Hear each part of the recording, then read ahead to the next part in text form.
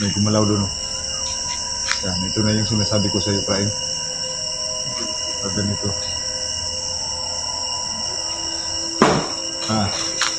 Anak.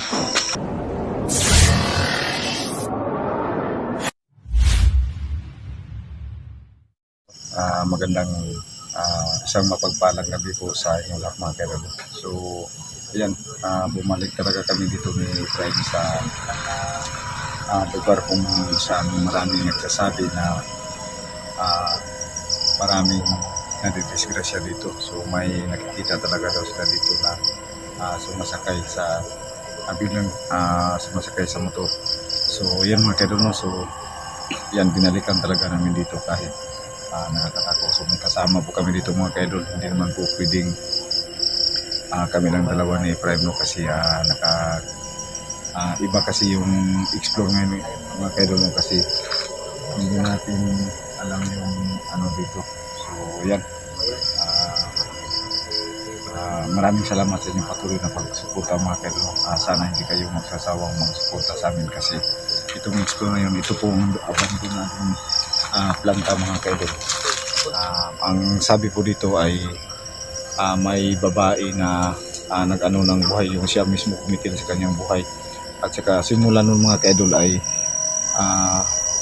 parang malas na yung may-ari nito mga idol, kaya inabando na. Kaya lahat na nagtatrabaho dito ay parang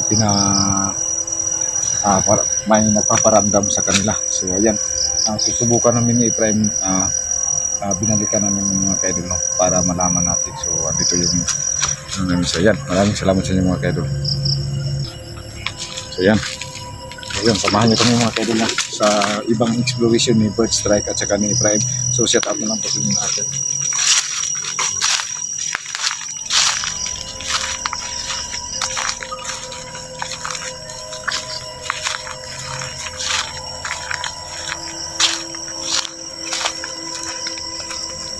Dito mga kaidol, tuloy ng yung planta.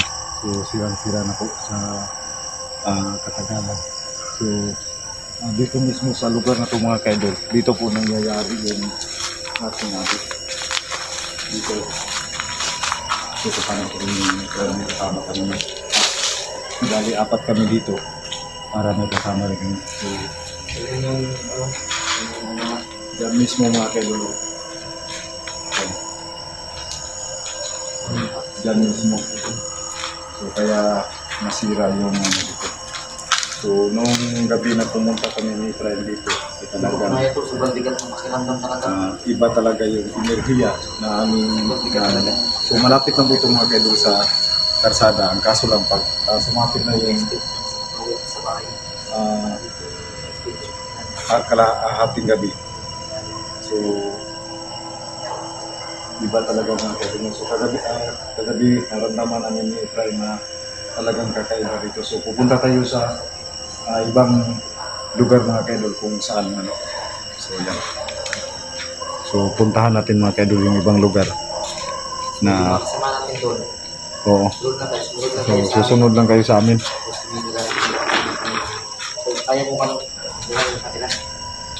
So dyan mismo mga kaidol, yan, ipapain mo naman ako. So tingnan nyo mga kaidol yung sira na ano.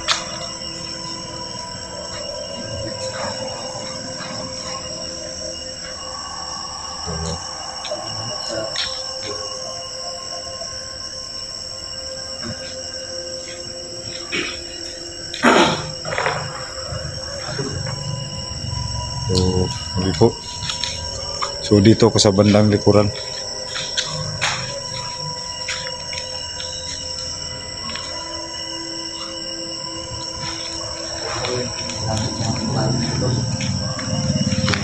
Dito. So may nagbalak dito na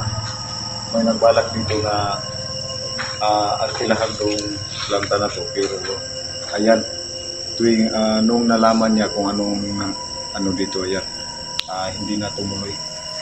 So dito pa lang mga tol, no? So ibang-iba na yung naramdaman natin, no? So parang tumitindi yung balibo natin. So ayan, susubukan pa rin natin ibang tool yung ano talaga yung ano. So wala pa kami masyadong kumpletong gamit ni Efraim. Pero may mga ano naman po kami na. So yan, tabi-tabi po sa mga ano dito, no? So yan, samahan mo kami mga kayo. Yung ilaw ito. So malaki itong planta nito mga kayo, no? So pinapando na. May mga malapit naman na bahay dito pero hindi na nila pinapakialaman kasi natatakot rin sila.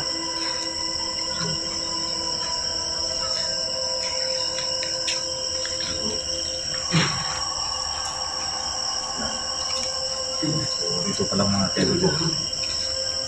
Dito pa lang dito pa lang may nakikita na si Efraim. So ito yung inaluhan ng mga kaibigan.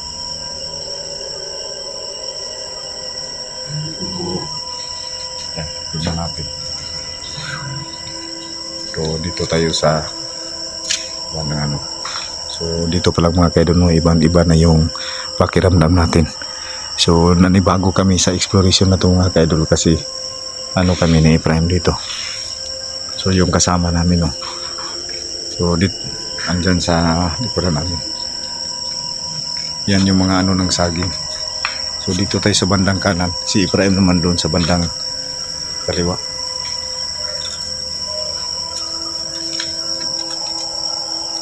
So yan, kakaiba talaga dito mga kaidol. Ha?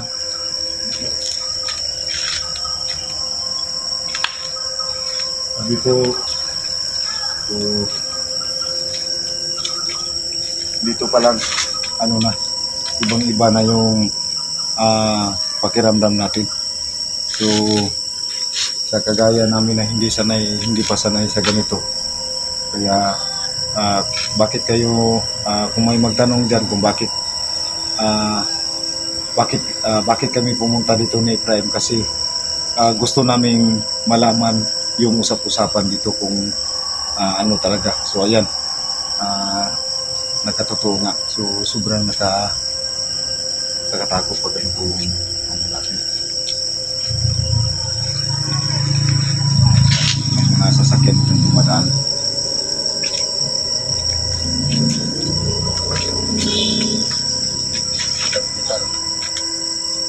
Lapitan natin. Ito muna. Yan, may ano pa, oh. Yan. Ha?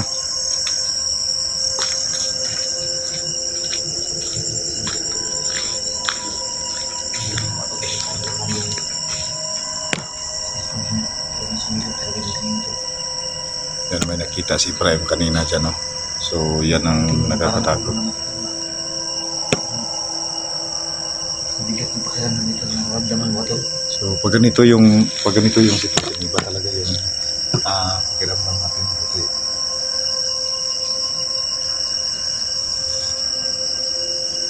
yan.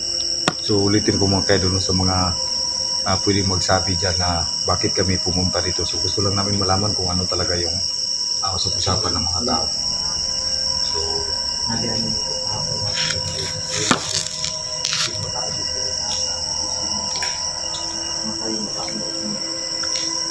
yung babae dito ginasa pala. Tapos naglubas. Parang gusto niyang magiganti ba? So kaya maraming nadadamay. Maraming pinapakita dyan na dumaan. Kasi yung sodium doon, yung ilaw doon talaga daw pag sasapit yung kalahating gabi. Banda mga alas 12. So yung ito tayo motor. Kung lang may kasama naman po tayo. Tignan natin yung sa bandang loob. Yan, malaki itong abandonado na planta mga kaidol. Yan, may gumalaw doon. Yan, ito na yung sinasabi ko sa iyo, Efraim. Sabi nito.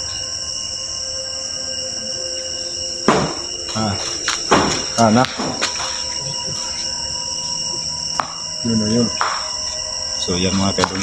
So nalalaman natin, no? Mayroon talaga dito. Oo. Yung bubog, no? Parang yan bigla namang nawala. Yan sa bandang ano. Kasi ano, parang lasang na yung bandang likuran dito. Yan.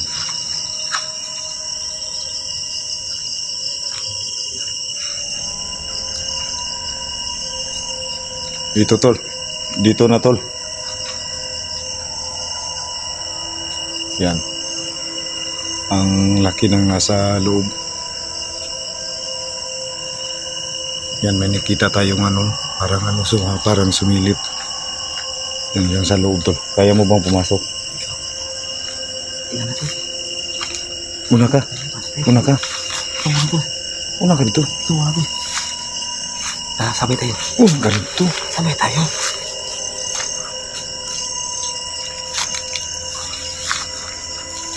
So, ang laki pala ng loob mo. O, tingnan mo. Alam mo dito. Ha? Yan.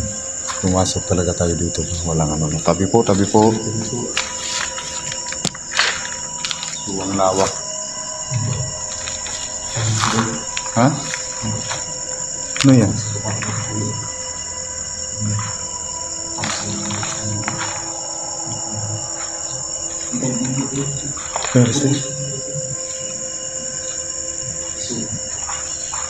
Tingnan natin, parang may ano.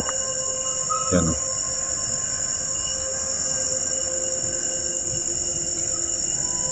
Yan o, parang may ano talaga. Ano, iano mo yung flashlight mo, huwag mong i-focus para masyadong makita. Yan o. O yan na.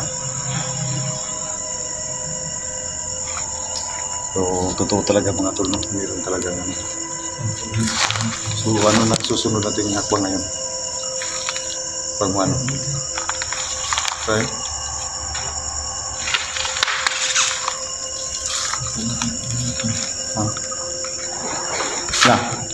Waragi. O, nag-iingon ako ni mo. O, saan to?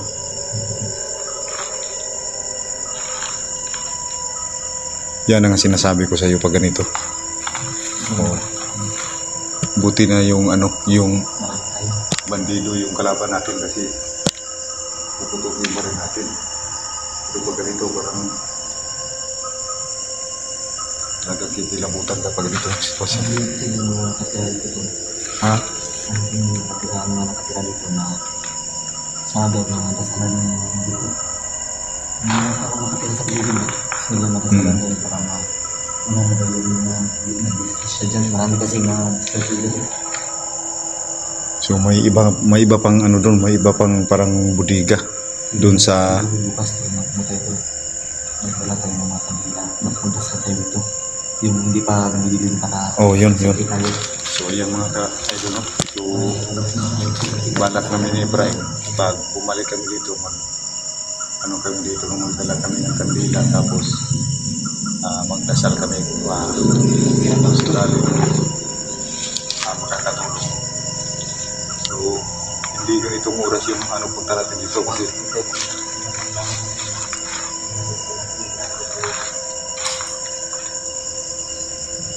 Tingnan.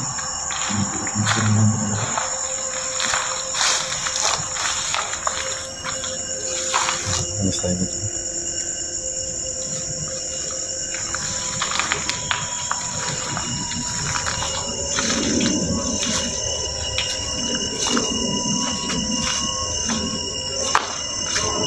Yung sa bandang ano doon, may budiga pa doon, no? Yan. Doon, tol. Yan, may ano pa dyan, no? Yan. Tignan mo.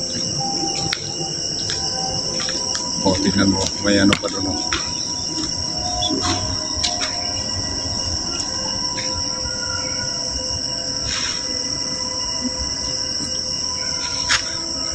So, babalik tayo bukas para gagawa tayo ng ano. Dasal. So, hanggang dito na lang po, no? So, yan. Boss.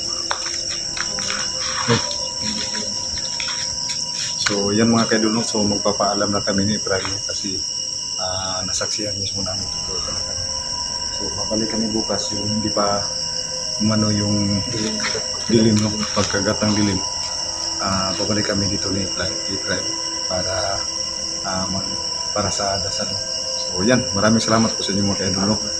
Paalam na po sa inyo. God bless po sa inyo.